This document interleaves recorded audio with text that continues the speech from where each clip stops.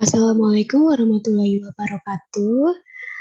Salam sejahtera bagi kita semua. Perkenalkan saya Widya Nurani Indah Pangestuti dari Universitas PGRI Semarang, Program Studi Bimbingan dan Konseling. Selamat pagi bagi semuanya yang menonton video ini.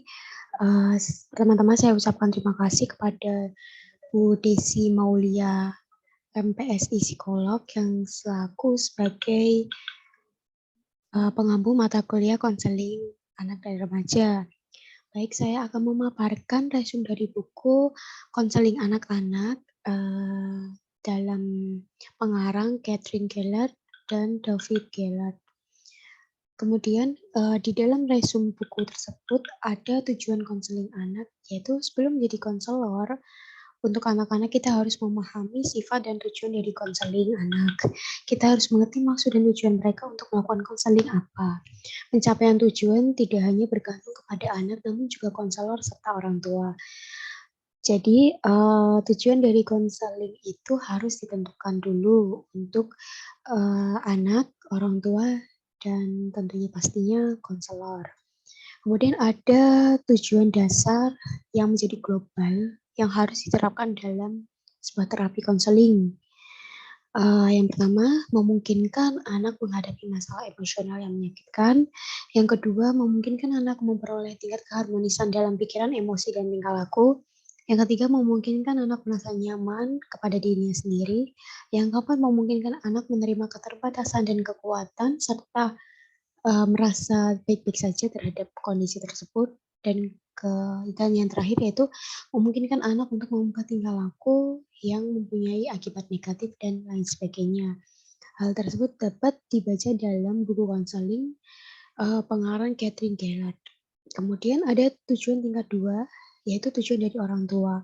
Tujuan ini ditentukan oleh orang tua yang saat mereka membawa konseling anaknya.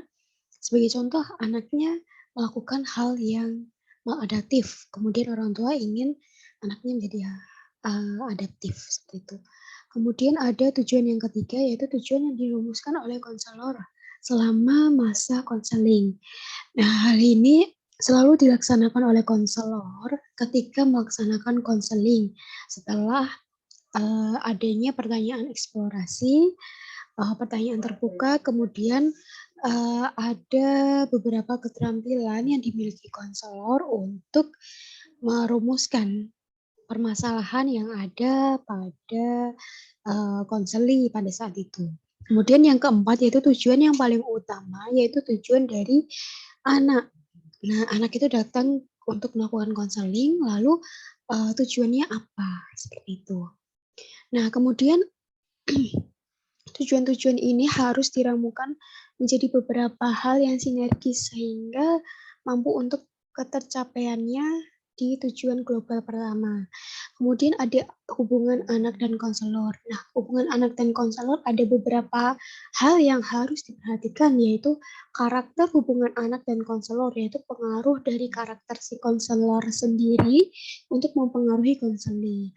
Kemudian hubungan anak dan konselor harus menjadi jaringan penghubung antara dua anak dengan konselor. Jadi konselor itu bukan hanya sebagai orang yang dicurhat saja, namun orang yang mampu untuk mengikat sebuah pertemanan, sebuah kasih sayang seorang ibu atau sebagai seorang guru. Pada saat itu beberapa teknik yang digunakan.